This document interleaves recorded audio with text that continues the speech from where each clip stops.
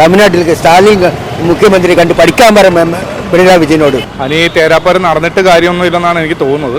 എനിക്ക് പറയാൻ ഒരു മടിയില്ല, എന്നെ കൊന്നാലും കുഴപ്പമില്ല, അത്രയ്ക്ക് വെറുപ്പുണ്ട് ഭരണത്തിനോട്. ഈ അർഹതപ്പെട്ടവർക്ക് പെൻഷൻ കൊടുക്കാൻ പറയും നിങ്ങളുടെ മുഖ്യമന്ത്രിയോട്. എനിക്ക് അത്രയും ദേഷ്യമുണ്ട്. നമുക്കൊരു അഭിപ്രായ സർവേ എടുക്കാം. നിങ്ങൾക്ക് മുഖ്യമന്ത്രിയാവാൻ അവസരം കിട്ടുന്നു. നിലവിലെ ഭരണത്തിന്റെ അടിസ്ഥാനത്തിൽ ജനങ്ങൾക്ക് വേണ്ടി നിങ്ങൾക്ക് എന്തു ചെയ്യാൻ സാധിക്കും? ജനങ്ങൾ പറയട്ടെ.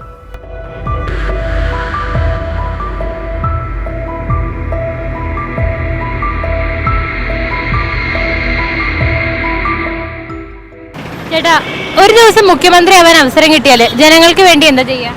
ആദ്യം ജനങ്ങളുടെ ആവശ്യങ്ങൾ എന്തൊക്കെയാണെന്ന് നേരിട്ട് കണ്ട് തിരിച്ചറിയുക എന്നുള്ളതാണ്. അനി തേരാപ്പാര നടന്നിട്ട് കാര്യമൊന്നും ഇല്ലെന്നാണ് എനിക്ക് തോന്നുന്നത്. അത് ജനങ്ങൾക്ക് ആവശ്യമുള്ളതൊക്കെ ജനങ്ങൾ തന്നെ പല രീതിയിൽ അറിയിക്കേണ്ടിടത്ത് അറിയിക്കുന്നുണ്ട്. പിന്നെ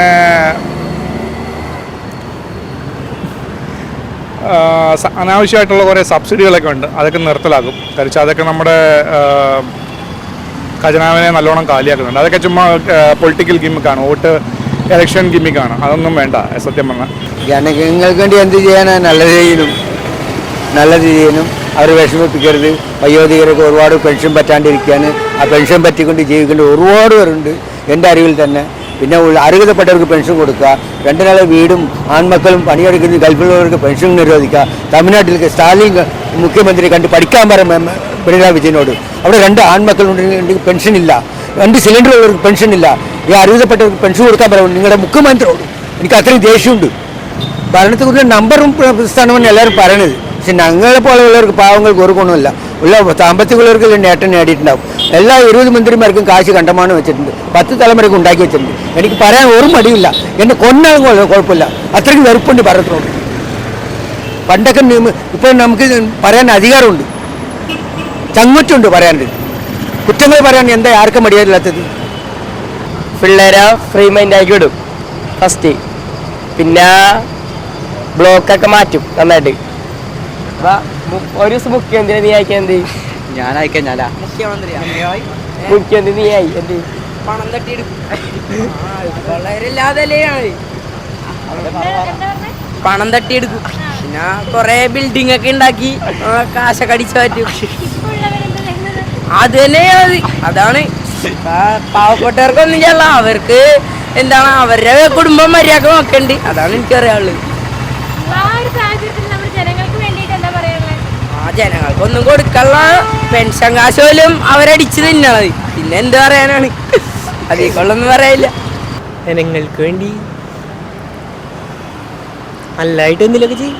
ഞാൻ ജനങ്ങളുടെ കാര്യങ്ങളെല്ലാം മനസ്സിലാക്കിയിട്ട് അവർക്ക് വേണമെന്ന് ചെയ്യും. നമ്മുടെ കഴിവനുസരിച്ച് ചെയ്യും. അതേ ഉള്ളൂ. ജനങ്ങൾക്ക് വേണ്ടത് എന്താണോ അത് ചെയ്യും.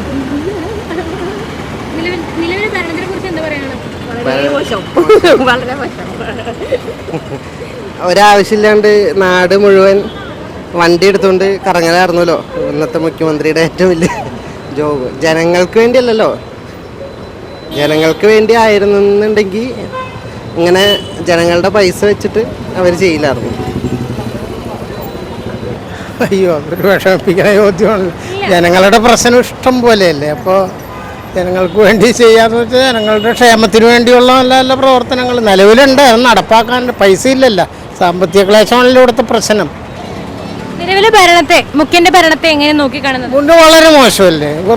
വെറുതെ കുറേ അഭ്യാസങ്ങൾ നടത്തണം എന്നല്ലാതെ ഒരു ജനങ്ങൾക്ക് യാതൊരു പ്രയോജനവും ഇല്ലാത്തതായിട്ടുള്ള. പാർട്ടി വളരണുണ്ട് കേട്ടോ. മുഖ്യമന്ത്രി ഒരു പാർട്ടിയുടെ ആളാണല്ലോ. ഒരു പ്രസ്ഥാനം കേരളത്തിലെ ഏറ്റവും വലിയ, അത് നല്ല ശരിക്കും വളരണുണ്ട്. കൂടാനുകൂടി എൻ്റെ അഭിപ്രായത്തിൽ 40,000 കോടിയായിട്ടവർക്ക് സ്വത്തുണ്ട് പാർട്ടിക്ക്. അറിയാമല്ലോ എറണാകുളത്തൊക്കെ ബിൽഡിങ്ങിൻ്റെ ഇത്. ഇപ്പോൾ പാർട്ടിക്ക് വളർച്ചയുണ്ട്, ജനങ്ങൾക്കില്ല. അതാണ്, ഇത്രയേ ഉള്ളൂ. അങ്ങനത്തെ ഒരു ഭരണം ജനങ്ങൾക്ക് എന്തിനാണ്? പാർട്ടി വളർക്കാനല്ല വേണ്ടത്. വീടില്ലാത്തവരും ദൂരമുണ്ട്. ആ സമയത്ത് കൂടാനുകൂടി മുടക്കുള്ള പാർട്ടി ഓഫീസുകൾ കെട്ടിപ്പടുക്കുന്നുണ്ട്. അപ്പോൾ പാർട്ടിക്കാണ് വളർച്ച, ജനങ്ങൾക്കില്ല. കറപ്ഷൻ ഇല്ലാതാക്കാനുള്ള ശ്രമമാണ് ആദ്യം നടത്താൻ പോകുന്നത്. പിന്നെ പൊള്യൂഷനും അഡൾട്രേഷനും, അത് കഴിഞ്ഞിട്ടേ ബാക്കി എന്തുള്ളൂ. ഓക്കെ, ഒരഭിപ്രായമില്ല. 0 മാർക്ക്. ദ്രോഹിക്കണം അല്ലാതെ ഒരു ഗുണം ഞങ്ങൾക്ക് ഇതുവരെ ചെയ്തിട്ടില്ല. ഞാനൊരു ദിവസം മുഖ്യമന്ത്രിയാണെന്നുണ്ടെങ്കിൽ 8 ദിവസം കൊണ്ട് അടിച്ചു പൊളിച്ച് നടക്കും. ജനങ്ങൾക്ക് വേണ്ടി എന്താ ചെയ്യാം? ജനങ്ങൾക്ക് വേണ്ടി നല്ല കാര്യങ്ങൾ ചെയ്യും.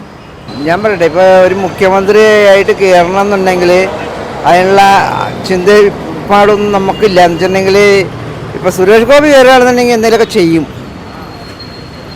അവൻ നല്ലൊരു ആളാണ്, ഒരു കുഴപ്പമില്ല. പിണറായി ഇറങ്ങാനുള്ള മിക്കവാറും ഇറങ്ങുന്ന സമയമൊക്കെ ആയിട്ടുണ്ട്. അപ്പോൾ അത്രയൊക്കെ ഉള്ളല്ല. അപ്പോൾ നമ്മൾ എന്ത് പറയാനാണ്, നമ്മുടെ കാര്യങ്ങൾ തന്നെ വളരെ ബുദ്ധിമുട്ടിലാണ്. ഒരേ പ്രശ്നങ്ങളൊക്കെ ആയിട്ട് ഇങ്ങനെ നിൽക്കുകയാണ്. അപ്പോൾ നമ്മൾ കൂടുതൽ വർത്തമാനം പറയാൻ പറ്റില്ല. അല്ല, എന്ത് ചെയ്യാനാ? വേണ്ടാന്ന് പറയും. അതെന്തുകൊണ്ടാ? ആവശ്യം നമുക്ക് പറ്റില്ല. അതുകൊണ്ട് നമുക്ക് പറ്റണ ഉറക്കല്ലേ ചെയ്യാൻ പറ്റുള്ളൂ. പറ്റാത്തതുകൊണ്ട് ഞാൻ പോയവരുടെ എൻ്റെ കയ്യിലുള്ള രീതിയിൽ സഹായിക്കുന്നുണ്ട്. അത്ര മാത്രമേ ചെയ്യാൻ പറ്റുള്ളൂ. അങ്ങനെ ചെയ്യാനൊന്നും ആഗ്രഹമില്ല. എന്താ വെച്ചാൽ നമ്മളങ്ങനെ ചെയ്തിട്ട് കാര്യമില്ല. നമ്മൾ രാഷ്ട്രീയം എന്ന് പറഞ്ഞാൽ പഠിക്കാൻ കുറേ കാര്യങ്ങളുണ്ട്. ഒരു ദിവസം കൊണ്ട് പഠിക്കാനല്ല 10 ദിവസം കൊണ്ട് പഠിക്കാവുന്ന കാര്യങ്ങളല്ല. നമ്മൾ സിനിമയിലൊക്കെ കാണിക്കാം, അതുപോലെ നമുക്ക് ഒരിക്കലും നടക്കില്ല. പിന്നെ നമുക്ക് ചെയ്യാവുന്ന കാര്യങ്ങൾ ഓരോന്നോരോന്ന് പടിപടിയായിട്ട് നമ്മൾ എപ്പോഴും സ്കൂളിൽ പഠിക്കുന്നത് നമ്മൾ അങ്ങനെയാണല്ലോ, 1-2 പഠിച്ച് വേണം ഓരോ കാര്യങ്ങൾ ചെയ്യുന്നത്. അപ്പോൾ എന്നാലേ നമുക്ക് അറിവുണ്ടാവുള്ളൂ. അതുകൊണ്ട് ഒരു ദിവസം കയറിയപ്പോൾ നമ്മൾ മന്ത്രിയായി കുറേ കാര്യങ്ങൾ ചെയ്ത് അത് നമുക്ക് അടി കിട്ടും. അതിൽ കാര്യമില്ല. നമ്മൾ പതുക്കെ ഓരോ കാര്യങ്ങൾ പഠിച്ച് അതാണ് പണ്ട് കാരണന്മാർ പറഞ്ഞ ഈ മന്ത്രിമാരാകുന്നവരൊക്കെ നാല് പ്രായമുള്ള ആൾക്കാരായിരിക്കും മന്ത്രിമാരാകുന്നത്. എന്താ വെച്ച് കഴിഞ്ഞാൽ അവർക്ക് അതിനെപ്പറ്റി ഐഡിയ ഉണ്ട്.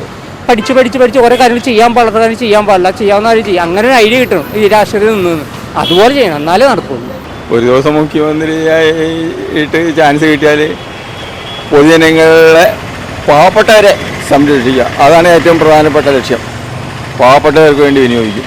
ഇപ്പോഴത്തെ ഭരണമെന്ന് പറഞ്ഞാൽ ഈ ഇപ്പം എനിക്ക് 68 വയസ്സായി. പെൻഷൻ 6 മാസം മുടങ്ങിയിരിക്കുക. ഞാൻ അതും കൊണ്ട് ജീവിക്കുന്ന ഒരാളാണ്.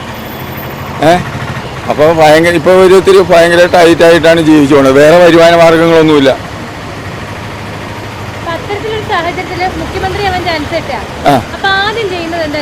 ആദ്യം ചെയ്യുന്നത് ഈ വാർദ്ധക്യ പെൻഷൻ,